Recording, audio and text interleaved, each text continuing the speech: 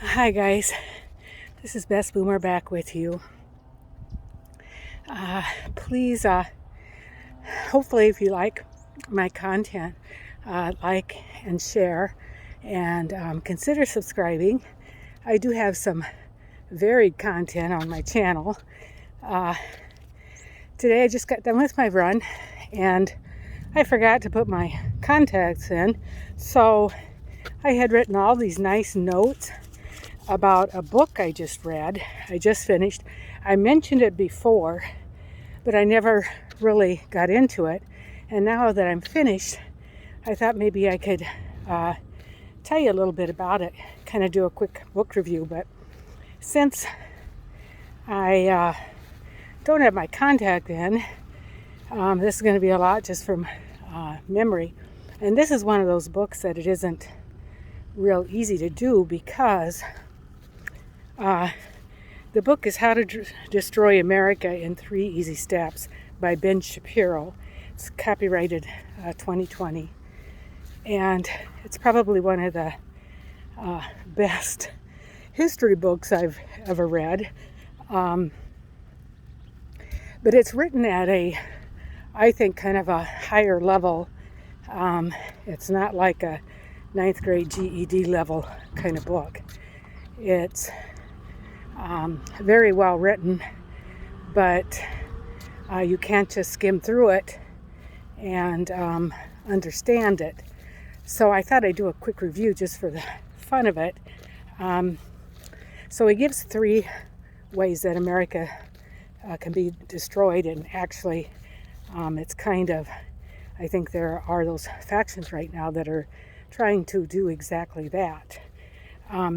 The first step is convincing citizens that some people will have to sacrifice their rights in order for others to have new ones.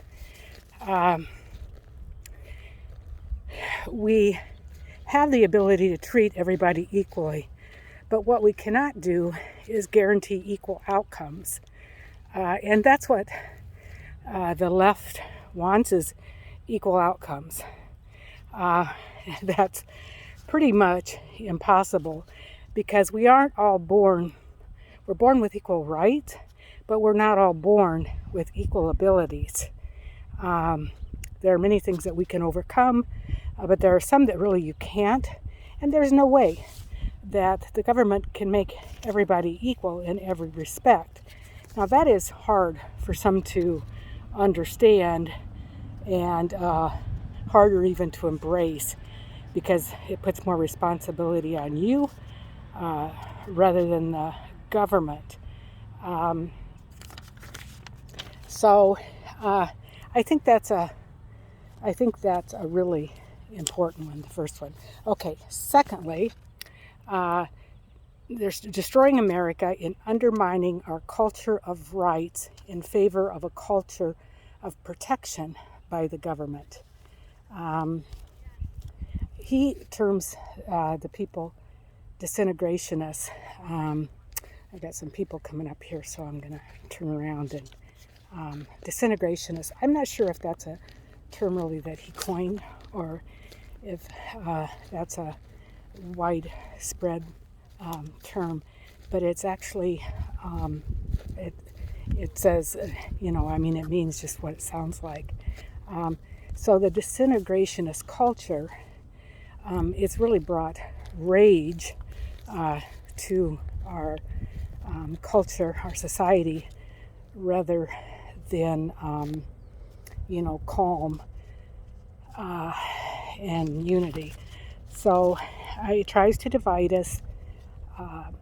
It's trying to destroy the culture as we know it, the culture in churches, religion, families, those things that our country, we were built on rights in those areas, and the disintegrationists are trying to break those down. They're weaponizing religion so that you're not to bring it to the voting booth. Religion is where our values, I always go right is right and wrong is wrong. Well, religion that's where those values start. And if you tear that down, you know, uh, there's no real bottom rock right. It's whatever, uh, you know, the society wants to make it in that moment. And to me, it's not a good thing at all. Uh, so disintegrationists, historically, some people have been marginalized, but we've come a long way in treating everybody equally, and enforcing, treating everybody equally. But as I said before, the outcome is not going to be the same, because we are all born different in our abilities, and there's no way to have equal outcomes. And that's what the disintegrationists want: equal outcomes. Socialism, basically.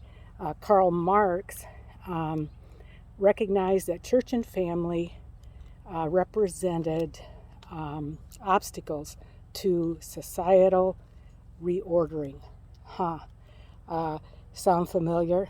And that's what we're seeing, the attempts being made by the left, the radical lefts, to tear down our country and rebuild it in, I think, socialism.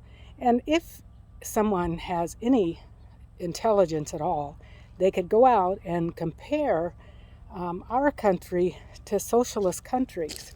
See how well it worked there. And you know what?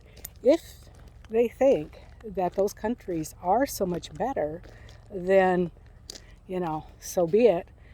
See ya. Don't let the door hit you in the butt as you go to those countries. But don't be trying to tear ours down. And I think the silent majority is being slowly woke up to, see this, and hopefully not let it happen. President Trump is fighting on the front lines, and as much as people denigrate him, he's a strong leader, and he sees what's happening. Biden, I watched the debates last night. That's a whole different video. Biden's clueless. He's a puppet, I think, for Harris, and he'll be controlled by others. That's one thing you cannot say about Trump. And thank God Trump is going in the right direction. He's a very strong leader with very strong ideas, and he loves our country. And that's who I want in there. So, anyway, they're trying to break down the family and the church. And we've become a nation, I think, of a nation of those who receive and those who are forced to give. And, of course, that's an easy way to go, to receive. You become a person of expectation other than a culture of duty, or a person who takes personal responsibility. Now, these are ideas from Ben Shapiro's books, and he says it so much more eloquently than I can, but I just want to get out his ideas out there because they are so good. The third step in tearing down the country is convincing citizens that our country represents the fruit of a poisonous tree. We were founded in evil, hence we are an evil country, and that goes, and they talk about dividing our peoples. One way that they can get in there that we're evil, we were based on evil, is of course slavery. And you bring up slavery, and it's a good way to divide blacks and whites, and talk about reparations and all of that. Good way to divide blacks and whites. The whites living today didn't have anything to do with that slavery. It's history. We need to study history so that we don't repeat it. But you can't change history, and if you don't go forward from here on out, we're lost. I think we make great strides all along the way, and we have, to become more equal and our rights being protected. But right as I speak right now, with the radical people out there rioting and destroying properties of innocent people, and including the blacks that they want you to feel like they're supporting, like Black Lives Matter. It's turned into a radical organization. It doesn't mean anything. You'll never get to me to say or to adhere to that, anything about that organization, other than the words, blacks do matter. Of course they do, as does everybody. Have blacks hurt throughout the ages? Yes, they have. Have they come a long way and are equal now? Yes, they are. And thank God there are a large number of blacks out there who uh, are strong enough, confident enough to say, if you follow the rules and you work hard, you're going to get as far as anybody else, based on your abilities. And so, it's falling into the victim stance when it's woe is me and you're blaming everybody else. But the disintegrationists, they are trying to get that word out there, that we're an evil nation, and we're going to have to unify, to go forward, or we're going to be lost as a nation.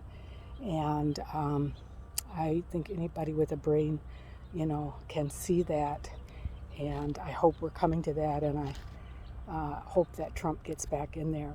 The liberals, I tell you, I have friends and family who are liberals, and I think, their belief is in what they try to get across is they care about people. And I've had that said to me, I'm a Democrat because I care about people. And I always find that very, very, condescending kind of, because I care about people too. I spent my whole career in working with people to try to empower and help them, become successful. And, I grew up poor. I have great compassion for those who don't have a whole lot, but personal responsibility is huge, and you have to put whatever gifts you have toward, becoming who you want to become and acquiring whatever you want to acquire. So I care about people too. So I am just starting to read. This is another book that actually Ben Shapiro mentioned, and to be balanced, I want to read the other side of the story because he mentions this book, and this is it's called A People's History of the United States by Howard Zinn. Now, if you're currently in college, you might be assigned, to read that book, or in school maybe you were assigned to read it. I had never heard of it, thank God.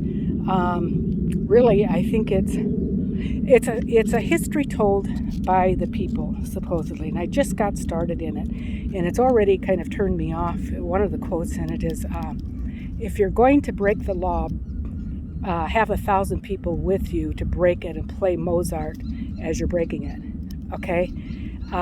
And he's talking about, rising up and, protesting and all of that stuff. And but you know what? That's kind of ass backwards.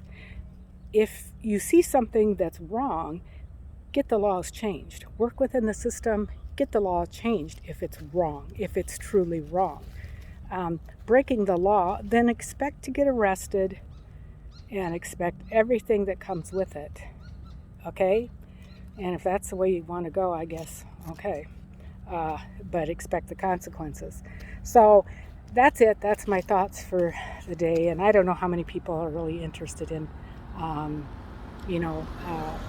book reviews of any sort. But I think that both of these books are important in that they have really gives you different sides of the coin and really educates you. So that's it for today. Please share if you like it, and subscribe to my channel, Best Boomer. Okay, Thanks, and you take care. Bye-bye.